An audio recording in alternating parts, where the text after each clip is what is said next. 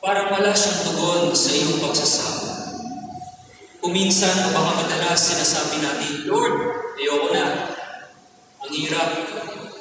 Lord, hindi ko na kaya. Hindi ko na kaya itong nararanasan ko sa buhay na ito. Lord, pahingi naman po ng tulong. Lord, dagdagan mo po naman ang pananampalataya ko sa iyo. Lord, tulungan niyo po akong umapit pa sa inyo. Kasi ang hirap-hirap na ng buhay. At alam niyo, hindi lang tayo ang nakaramdam yan. Kahit ang mga apostol sa ating ebanghelyo ngayong linggo ay naranasan din ang pagsusumamo. Kaya nga sinabi nila sa Panginoon, Panginoon, dagdagan po ninyo ang aming pananalig sa Diyos. Mga kapatid, ano nga ba ang ibig sabihin ng phrase na yun, na dagdagan ang pananampalataya? Alam niyo, ang pananampalataya ay may tatlong aspeto. Pag-unawa, pagtitiwala, at pagsunod.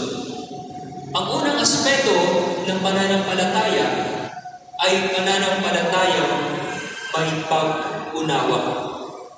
Sa unang pagbasa mula kay Propeta Habakuk, narinig natin ang kanyang daing, unang linya pa lang.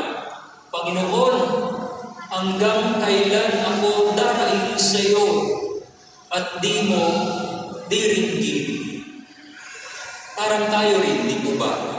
Kapag may problema, kapag may matinding sakit, kapag may pinagdaraan ng hirap sa pamilya o sa buhay, kapag parang walang sagot ang Diyos, para tayo si Propeta Habakuk.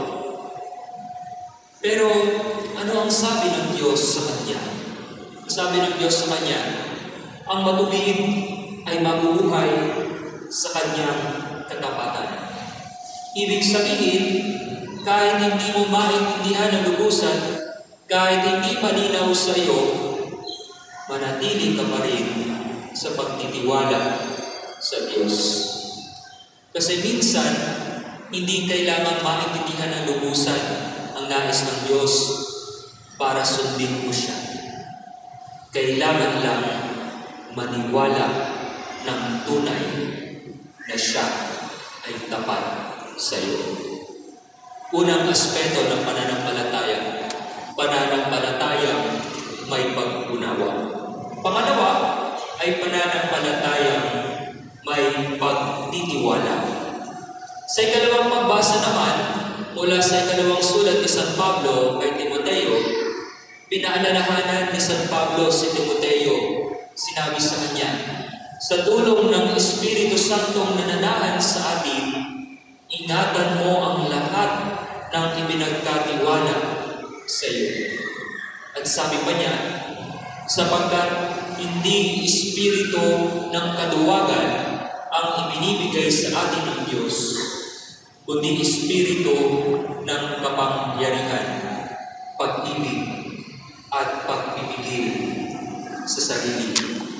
Ang totoong pananampalataya